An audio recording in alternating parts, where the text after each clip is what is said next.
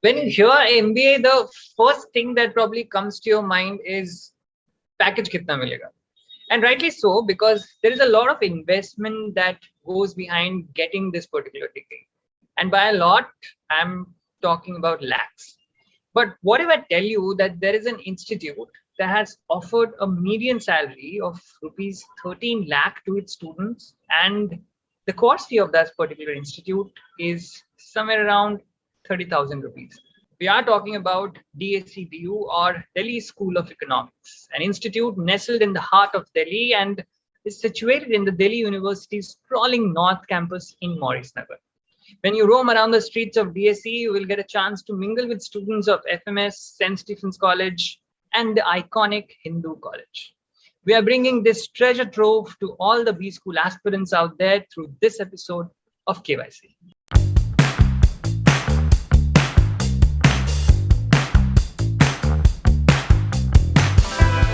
I am joined by two DSEDU students, Devesh and Puneet. Welcome, guys. Welcome to Inside IIM. I'm thrilled to have you guys here so that you can talk a little bit more about your institute today.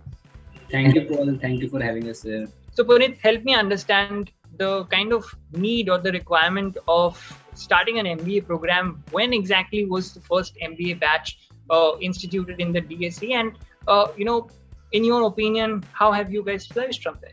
So earlier, Delhi School of Economics was established in 1949 by V.K. R.V. Rao, but the MBA programs were established in 1995, and it's almost 25 years from now when the first batch graduated. And also, earlier, the program was known as MIB, that was Masters in International Business, and our program, that MBA HRD, was known as Masters in Human Resource and Organizational Development. With time, it was changed from MIB to MBA IB and MHROD to MBA HRD. So this was a long journey of 25 years to 27 years approximately. When we talk about Delhi University, the first thing that comes to your mind is the scholars that it has produced over the years, right? Do you also get the chance to meet some of these bright minds when you are in the campus, when you are part of the program that you're doing from there?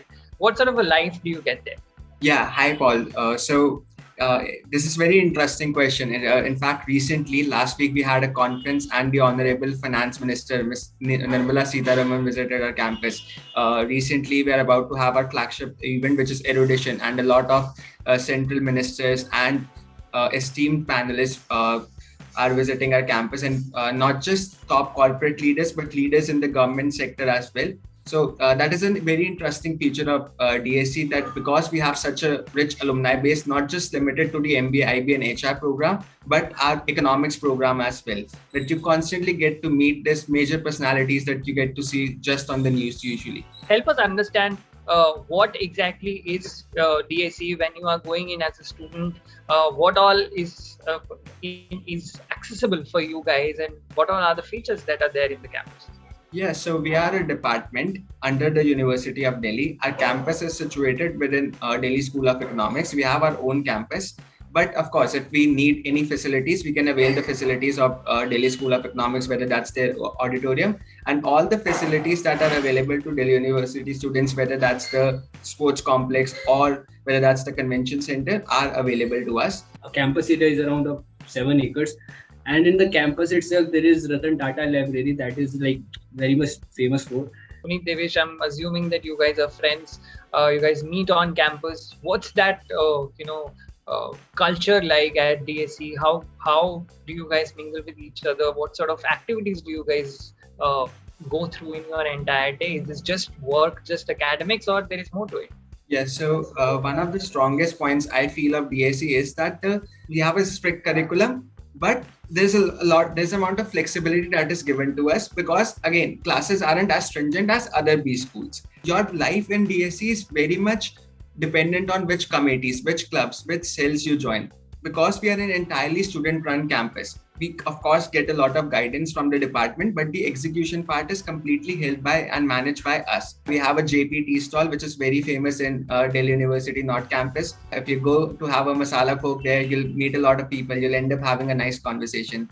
And yeah, that's one of the highlights of DSE. Devesh, you mentioned about the clubs and committees. I want to know a little more about these clubs and committees. Yeah, so we have 5 committees, and the names are self-explanatory. So we have the placement committee, which brings opportunities to the campus. We have the alumni committee. We have team convention, which organizes the annual business conclave, and we have ISAC. So ISAC is Industry Interaction and Student Activities Committee.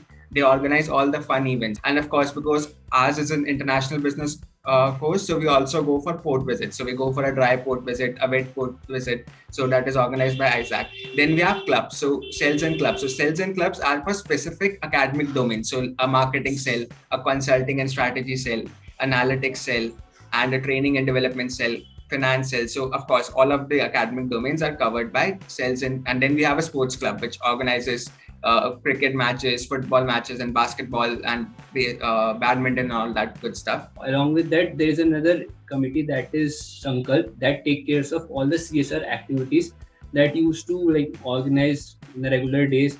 Like we recently had a plantation drive, and we are going to have a food drive and anything like that. That are mainly taken care by Team Sankalp. Guys, help me understand, do you guys have hostel facilities also for students who come in from different parts of the country, or is that something that is not available? Yeah, we do have hostel facilities. So we have common hostels with other Delhi University colleges. However, the number of seats are very limited. So we have 90 seats for our course, and out of that, only 3 to 4 students will get hostel facilities. Devesh, Puneet, you guys are from different courses, as you mentioned, and that's where I'm headed right now. What are the courses that are available, and what is the course fee? It's, I think, one of the most important points in this particular video that people would like to know. And how do you make sure that you provide, a degree like MBA in such a field? Yeah, so we have 2 specializations in MBA. One is MBA in International Business, one is MBA in HR. So about the International Business course, although its nomenclature suggests international business, but we get a holistic understanding of finance, marketing, consulting, operations, all the subdomains from an international perspective, of course, but we get a holistic understanding of everything. So in MBA HR, we have all the things that are related to MBA HR programs that are for subjects like organizational development and compensation and benefits. All the things that are taken care by in the MBA HR program are in our course and curriculum. Also with that, it's a completely student driven, so students have the right to add on subjects in their courses if they are willing to learn something new. So that's the good thing about this course. So coming to the fees part, our fees is around 30,000 for 2 years. Apart from which, we want to be completely transparent. There's a minimal student body fund that is collected for organizing events such as batch trip and port visits and freshers and alumni dinner and all those activities. I guess the cost of your MBA will come around 1 lakh rupees or something. So the way we managed to do it is because of the subsidy that is provided by the Delhi University to us. So another important element, while students choose a particular B school to do their MBA is the kind of accreditations that they have, right? So apart from being part of Delhi University, are there any further accreditations that DSE has? Although we haven't taken part in NIRF rankings as of now, we do take part in lots of Time and India Today ranking, and India Today has ranked us as the #1 B school in terms of RoI, and Time has given us A accreditation, which is, I think that they have a 7 slab system. So I think we are 3rd in that. We are looking forward to get into NIRF ranking too. So that's something we're working on, and hopefully by this year or next year, we'll be able to address that. At this point, people who are watching this video who are excited to get into a college or an institute like this, selection criteria or the eligibility criteria can be a roadblock. So I would like to know a little bit more on that. Do I have to be an extremely genius kid to get into DSE, or how does it happen? I would like to take that. So before COVID, the process was like there was a CAT round, and there was GD and PI. But after COVID, there were things changed, and right now the selection process is like that. You need the 80% of the marks are considered from the CAT score, 10% marks are considered from the 10th, and 10% marks are considered for the 12th. And till the time, this is the things that are followed. But what next has to be followed, like what is the selection procedure for the next year, is still not decided, and any information regarding that will be published in our admission brochure. Yeah, so talking about the CAT percentile we usually get, so our average CAT percentile would be around 95, but the last student that got into IB for the unreserved category had around 92.93 percentile. And for the HR course, it's usually the same. However, there's a slight difference of 1 to 2 percentile, which is lower in HR course, but yeah, mostly it is the same. Okay, Davesh, Puneet, the next question that I have is the kind of students that usually come into the campus. Is it also an engineering heavy campus, as most of the MBA colleges in this country is, or something is different because this institute itself is a little different? Yeah, so Paul, talking about the IB course, our gender ratio is a bit skewed. So we have a 5:1 ratio, and it is an engineering heavy college, although we do have people from different backgrounds. So I'm from a psychology background. We have a couple of architects in our batch. We have a couple of people from biological sciences, life sciences. But yeah, I think a majority of students happen to be from an engineering background, although it's a place that welcomes people from all backgrounds. But in HR, we have a completely different thing because the gender ratio is around 2:1, and the most of the students, around 43% of the batch, is from the commerce background, and around 23% of the batch is around from engineering background. Other than that, there are various students from the social science background and arts background, as Devesh mentioned. Right. What is the batch size for both of these courses? Yeah, so for both the HR and IB programs, the total number of seats are 94 in each course. So, Davesh, Puneet, you guys are from two different courses, as you mentioned. What exactly segregates these two courses? What are the kind of industry interactions, or in terms of faculty interactions that happens with these courses that make you guys different from each other? Yeah, so till the first semester, we have a common program because we study the introductory subjects, introduction to various different domains. But apart from it, the HR course then delves deeper into various people management subjects, and the IB course starts focusing on more business courses from international perspective. So we'll go deep into operations, whereas they'll be focusing on negotiation and compensation. And when it comes to interaction, so we do have common companies visiting the campus, but we have some companies that are different, that are visiting for HR and IB. Some faculties are common, but of course we have specialized faculty for each of the courses. So committees organize a lot of events commonly. So there's a lot of interaction that goes around, and you get to network around, because again, 90 people in a batch, 90 in your senior batch, that's just 180 people. So it's great that we get to interact with 180 people from the HR. Davesh, Puneet, I would like to know a little bit about, when we talk about DSC, the first thing that I also spoke about is the ROI, the kind of fees or the salaries that you guys make sure that students get. But apart from that, what is the USP of DSC? Why should one join an institute like this?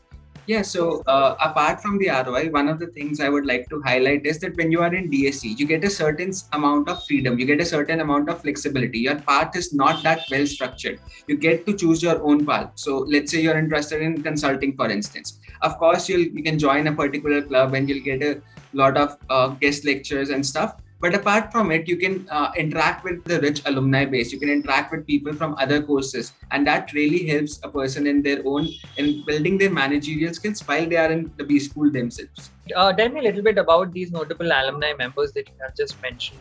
What are some of the names that you can think of who are part of this particular institute who have made a fortune for themselves? So talking about the notable alumni, there is Mr. Gaurav Aluwalia, who is currently the managing director and the head HR of JPMC Private Limited.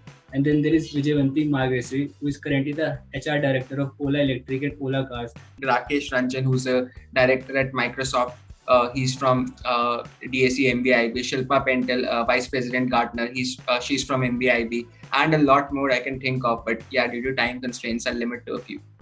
As I mentioned, when people talk about DSCDU, they talk about ROI, they talk about numbers, and that's what I want you guys to talk about. Let's delve a little deeper into the placement figures. What sort of companies come on campus? What sort of roles are in offer? And what is the moolah or the package that I mentioned in the beginning that you guys get out of these 2 years that you spent? So the highest package offered was by D Shaw, that was around 32 LPA, and the average is around 12.5 lakhs per annum. And the median goes around 13 LPA for the entire batch.